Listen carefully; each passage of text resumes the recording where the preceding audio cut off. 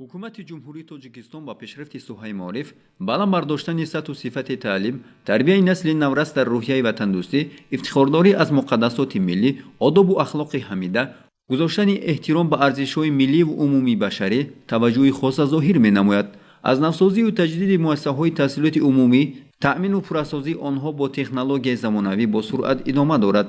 вале ба ин нигоҳ накарда, то имрӯз дар ҷомеа ашхосе пайдо мегарданд, ки бо пойбандӣ ба андешаю ақидаҳои шахшудаи асри миёнагӣ мехоҳанд чархи таърихро ба ақиб ва насли имрӯзаро ба ҳамон давроне баргардонанд, ки торикӣ пирӯз бар равшанӣ буду, ҷаҳл бар дониш.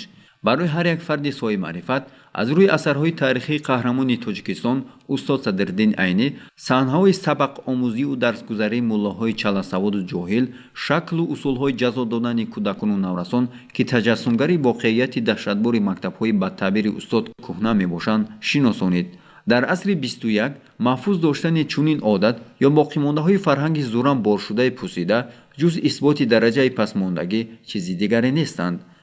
طبق قانونگذاری جمهوری تاجیکستان تعلیمات غیر قانونی دینی منع کرده شده است. خطر تعلیمات غیر قانونی دینی در آن است که نورسان و جوانان پایبند عقیده های افراطی گردیده عاقبت به تشکیلات های تروریستی و اکستریمیستی به مانند دولت اسلامی، حزب نهضت اسلامی، سلفیه و غیره شامل می‌گردند.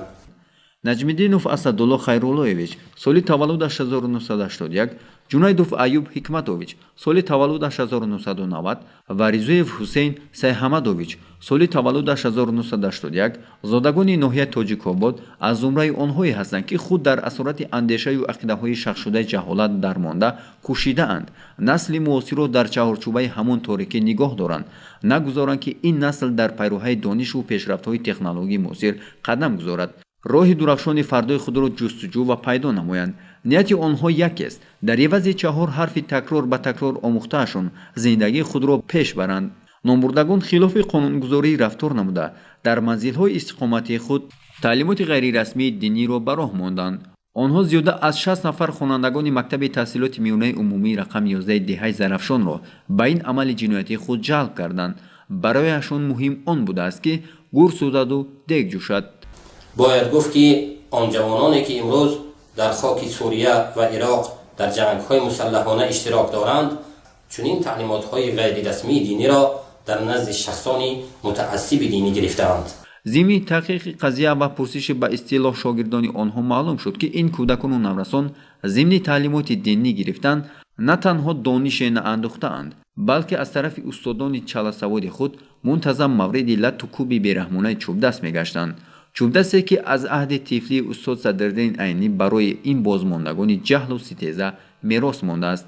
таҳқиқи қазия ошкор сохт, ки маҳз падару модари ин кӯдакону наврасон ба таълими ғайрирасмии фарзандони ноболиғи худ мусоида намуда, бо ин амали худ талаботи моддаи 9 сархати 10 қонуни ҷумҳурии Тоҷикистон дар бораи масъулияти падару модар дар таълиму тарбияи фарзандро вайрон намуданд. мо бояд доим қонун ҷумҳурии Тоҷикистон дар бораи масъулияти падар-модарро дар якҷоягӣ бо падару-модарон дар якҷоягӣ бояд ба роҳ монем. қонун бояд амалӣ шавад ва ӯ камбудие ки имрӯз рух додан дар ноҳияи Тоҷикобод ҳаракат менем, ки дигар ҳамё рух натияну фарзандои мо фарзанде ба воя расанд, ки ба ҷамъият, ба халқ ватан, ба падар-модаршон хизмат кунанд.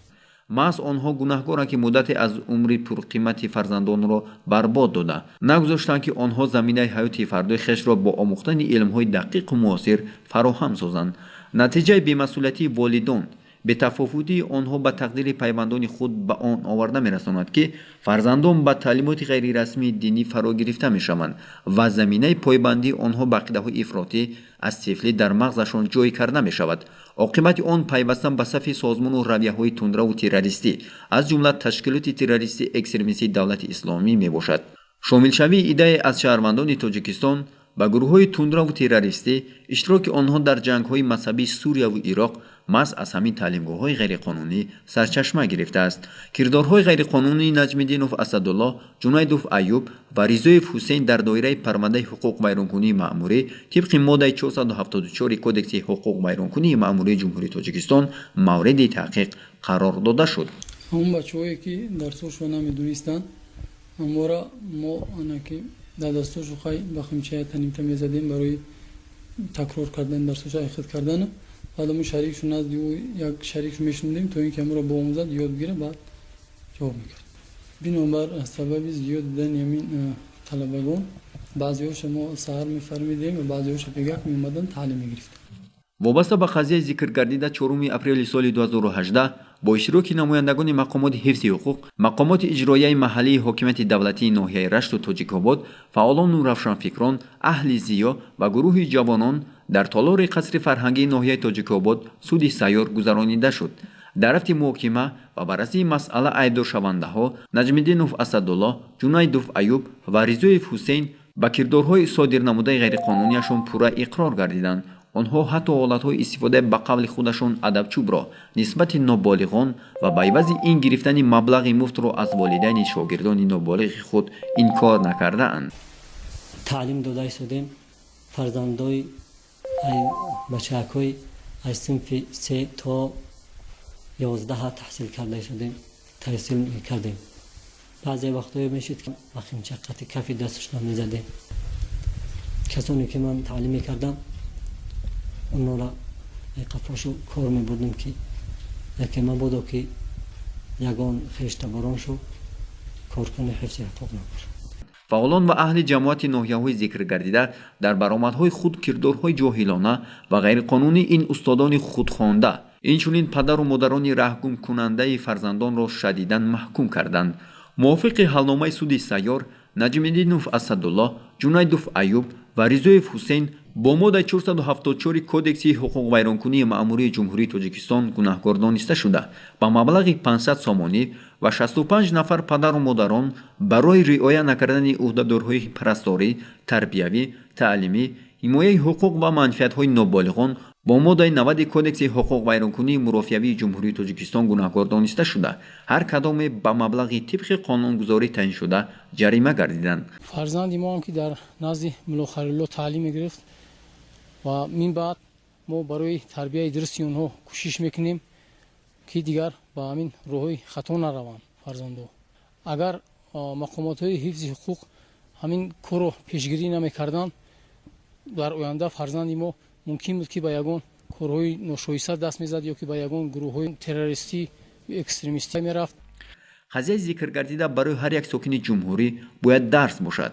инсони равшанзамир ва комилфикр бояд огоҳ бошад ки таълимоти ғайрирасмӣ ва пойбандӣ бар ақоиди асри миёнагӣ ҳамеша ба коҳиш ёфтани ақлу идроки солим, боздоштани тавсияи зеҳнӣ як миллат дар муқоиса бо миллати дигар ва дар маҷмӯъ ақиммондагии як кишвар аз кишварҳои дигар дар тамоми соҳаҳои ҳаёти инсонӣ мегардад.